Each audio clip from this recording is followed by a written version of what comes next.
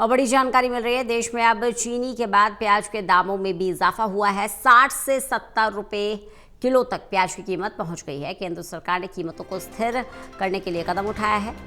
अब buffer stock से बाजार में कीमतों को नियंत्रित करने की कोशिश की जा रही है। इससे पहले चीनी के दामों में इजाफा हो चुका है। प्रदीप जी लगातार हमारे साथ, हमारे एसोसिएट एडिटर जुड़े हुए हैं। प्रदीप जी, त्योहार के मौसम में पहले ही अब कड़वाहट घुल चुकी है, चीनी के दाम बढ़ते जा रहे हैं और अब प्याज थाली से गायब होती नजर आ रही है।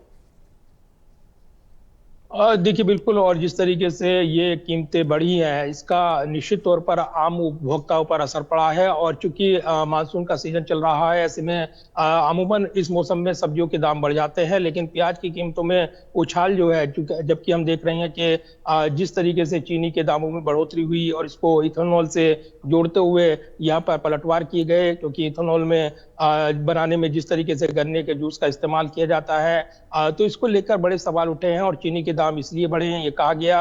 अब प्याज के दामों में उछाल देखने को मिल रहा है, चूंकि ये जो पूरा सीजन है और इसमें जब दाम में उछाल आता है तो निश्चित तौर पर आम उपभोक्ताओं पर इसका असर पड़ता है। इससे निपटने की रणनीति बनाई जा रही है।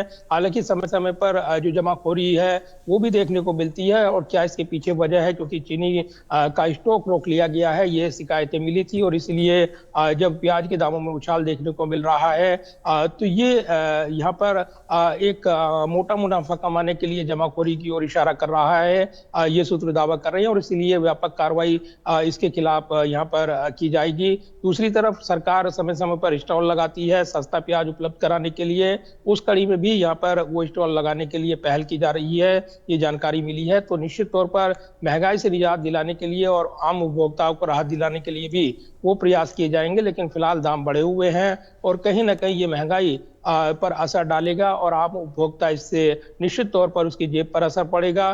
तो ये ज्यादा ना दाम बढ़े और इसको नियंत्रित रखा जाए, इसको लेकर एजेंसियां सक्रिय हैं और वो लगातार दिशा निर्देश दे रही हैं कि जमाखोरी पर लगाम लगाने को लेकर आवश्यक व्यापक अभियान चलाया जाए। बने रहेगा प्रदीप जी।